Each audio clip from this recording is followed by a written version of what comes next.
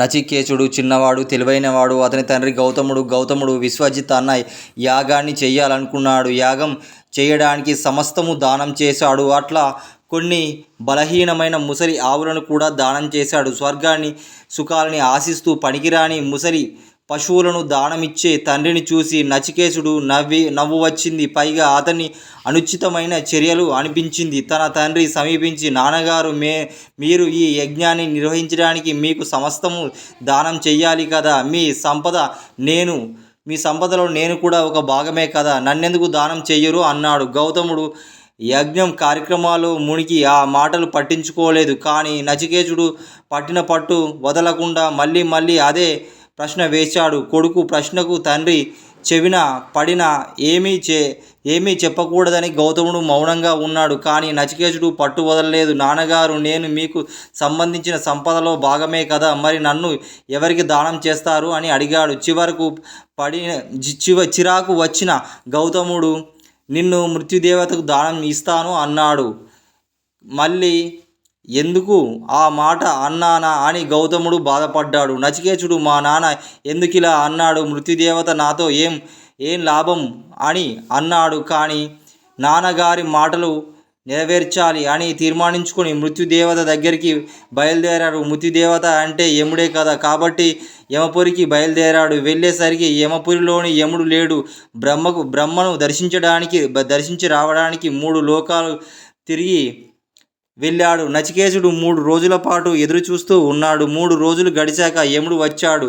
దేదీప్యమానమైన వెలుగుతూ నచికేతుడు చూశాడు. 3 రోజుల నుంచి నిరాహారుడైన ఉన్నందువలన యముడు నచికేతుడిని చూసి ఆతిథ్యము ఇచ్చాడు. అతన్ని చూసి 3 వరాలు కోరుకో అన్నాడు. దానికి నచికేతుడు, యమధర్మరాజా, నువ్వు చెప్పినట్టుగా 3 వరాలు కోరుకుంటాను అని అన్నాడు. వీటిలో మొదటిది నా తండ్రికి సంబంధించింది. నేను వెళ్ళేసరికి ఆగ్రహము విడిచి అతడు నన్ను సౌమ్యంగా ప్రేమగా నన్ను స్వీకరించాలి, అట్లా చెయ్యు అన్నాడు. యముడు, నచికేత, తప్పకుండా మీ నాన్న నిన్ను కోపం లేకుండా ప్రేమతో దగ్గరికి తీసుకునేలా వరమిస్తున్నాను అన్నాడు.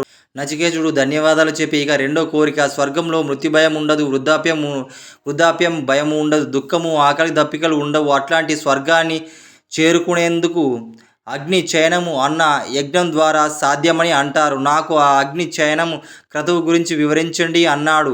యముడు తప్పక వివరిస్తానని స్వర్గం ప్రాప్తికి పొందే అగ్ని చయన క్రతువు గురించి వివరించి చెప్పాడు.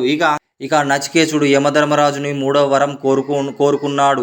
జనన మరణాల గురించి వివరించి చెప్పమని యమధర్మరాజును నచికేతుడు అడిగాడు. యమధర్మరాజు జనన మరణాల గురించి నచికేతునికి వివరించి చెప్పాడు. తర్వాత యముడితో నచికేతుడు ఇలా అన్నాడు. తన తండ్రికి అతనికి జరిగిన సంభాషణ మొత్తం యమధర్మరాజుకు చెప్పాడు.